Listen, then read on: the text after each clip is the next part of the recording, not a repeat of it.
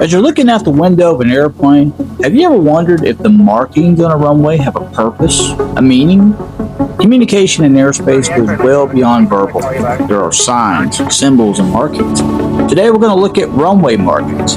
Are you ready? B1, rotate, let's go.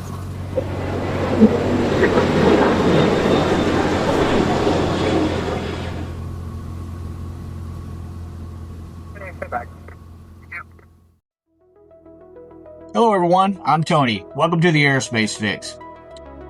Airport runway markings are critical to pilots because they indicate certain characteristics and features of a particular runway. No matter where you take off or where you land, it is important that these markings are standardized and understood for safety. Runway markings are primarily regulated and standardized by two main bodies. One that sets the global framework, and the other enforce specific rules depending on the country. On a global scale, the International Civil Aviation Organization, or ICAO, is a specialized agency of the United Nations and is responsible for the standardization of airport markings. These standards are found in the Annex 14 of the Convention on International Civil Aviation and ensure that pilots flying from Tokyo to London see the same visual markings, like the white stripes of a runway threshold or the dash center line. This uniformity is critical for international flight safety. ICAO defines the standards and recommended practices, or SARPs, for everything from the dimensions of the runway numbers to the specific shades of paint used. In the United States, the Federal Aviation Administration, or FAA, is the governing body. While the FAA generally aligns with ICAO standards, it provides much more specific requirements for U.S. domestic airports. The FAA Advisory Circular AC 150/5340-1 covers the standards for airport markings and are mandatory for all airports that are Part 139 certified, which means those serving scheduled air carrier operations. Airports that receive federal grant money through the Airport Improvement Program are also required to adhere to these standards. The FAA calls the shots for specific placement, size, and even the reflectivity of the markings. Let's take a closer look. There are three types of runways with different purposes. Because of this, not all runways have the same markings. First, let's get familiar with the individual markings we may find on a runway. Runway numbering might seem like a simple labeling system, but it's very precise and is based on the Earth's magnetic field. A runway number indicates what magnetic direction the runway points in and provides a reference to describe which runway you are taking off or landing on. The runway number is assigned by measuring the direction of the runway and then routing it to the nearest tenth. Then the last digit is dropped.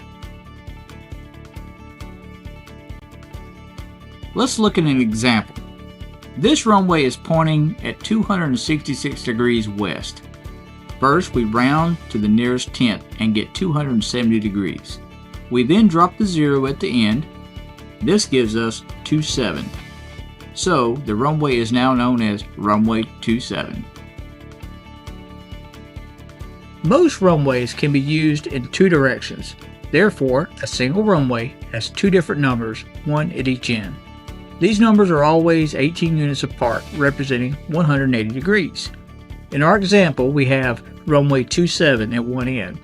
Since a circle or compass is 360 degrees, the reciprocal of 270 degrees is 90 degrees. So, we take 90 and drop the zero. We now have runway 9. Our runway is now runway 9 and 27.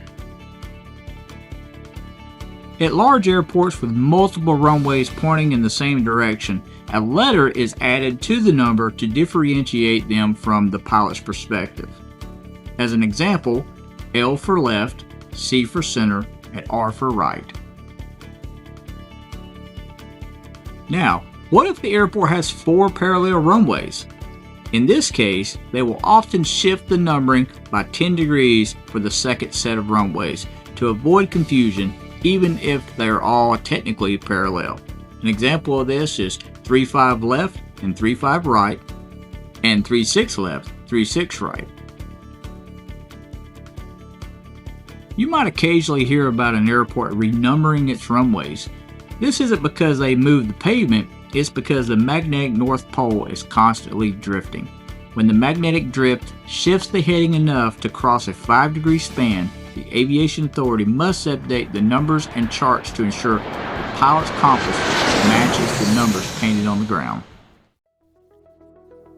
The next marking we will look at is the center line. This marking is straightforward. It serves to guide the pilot down the center of the runway during takeoff and landing. The center line is a series of white lines that are 120 feet long and are spaced 80 feet apart. We can then see that there is 200 feet between the beginning of one line to the beginning of the next line.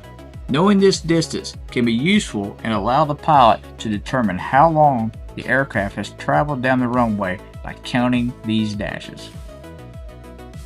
The threshold essentially marks the beginning of the designated landing surface. It is identified by a white border stripe running from one side to the other, and then large longitudinal white stripes that resemble piano keys. So do these stripes have a purpose? Yes, they do. The number of stripes indicates how wide the runway is.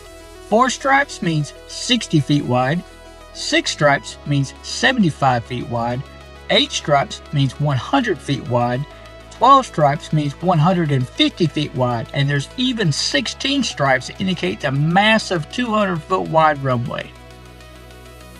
Now, what happens if the beginning of the landing surface needs to be moved further down the runway?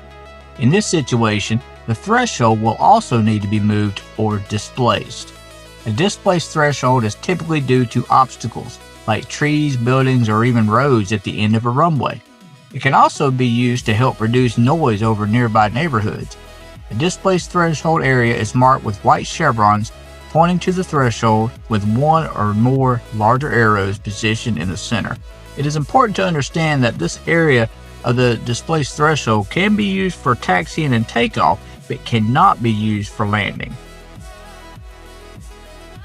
The aiming point is a simple visual cue for the pilot to aim the airplane at in order to land. It is represented by 2 large longitudinally positioned white rectangles, one on each side of the center line. The aiming point is located 1,000 feet down the runway from the beginning of the threshold. The touchdown zone markers are a series of markings that indicate the landing area of the runway. These markings are progressive, with the first 2 pairs having 3 stripes, then 2 stripes, and then finally 1 stripe that indicates the landing area has ended. The first pair are located 500 feet down the runway from the beginning of the threshold, and combined with the aiming point are spaced every 500 feet. Runway edge markings are solid white stripes that travel along the edges of the runway. This allows pilots to see where the boundary of the runway is. Some runways have blast pads. These areas are used to protect the ground from the propeller or jet blast from the airplane. They are marked with yellow chevrons. However, blast pad areas cannot be used for taxiing, takeoff, or landings. Some runways may have a displaced threshold combined with a blast pad. These are arranged like this, and the rules still apply. When a runway is closed, it must be clearly marked so an aircraft does not accidentally land. It is extremely important because the runway may be in a condition that is no longer suitable. To indicate a closed runway, a yellow X is placed on the runway designation numbers at both ends. ICAO and the FAA outlined 3 different runways that served 3 different purposes: the visual, the non-precision, and the precision runway. The visual runway is only for visual approaches during VFR or visual flight rules conditions. As a minimum, these runways have the runway designation numbers and the dash center line. However, the threshold is not mandatory. It is only required if the runway will be used to serve Category C and D aircraft, or if the runway is intended for international commercial use. Additionally, the aiming point is only required when the runway length is 4,200 feet or longer, or also serving Category C and D aircraft. The remaining 2 runway types are based on instrument approaches conducted during IFR or instrument flight rules conditions. The non-precision runway provides lateral guidance to help the pilot align with the runway centerline. However, it does not provide vertical guidance. The non-precision runway markings comprise of the threshold, runway designation numbers, and the centerline. Similar to the visual runway, the aiming point is only required on 4,200 foot or longer instrumented runways. Runway edge markings are only required if the full runway width may not be available for use as a runway. Non-precision runways support VHF omnidirectional radio, VOR, non-directional beacon, NDB, localizer, LOC, radio navigation, RNAV, and LVAN GPS approaches. Now we come to the precision runway. The precision runway provides lateral guidance like the non-precision runway, but adds the vertical guidance or glide slope to the aiming point marker. This allows approaches to be made with less than 3/4 statute mile visibility. In addition to the markings of the non-precision runway, the precision runway adds a mandatory aiming point marker, runway edge markings, and the 3-step progressive touchdown zone markers. The instrument landing system is the backbone to the precision runway. Other systems such as the Precision Approach Radar or PAR and GPS with localizer performance with vertical guidance or LPV can be used as well. Additionally, high-intensity lighting systems are incorporated to help the pilots transition from the instrument flying to looking out the cockpit window during the final approach. We'll look at lighting in another video. So as you can see, runway markings do in fact have a meaning and a purpose. In some ways, these markings can become as complicated as the machines we fly.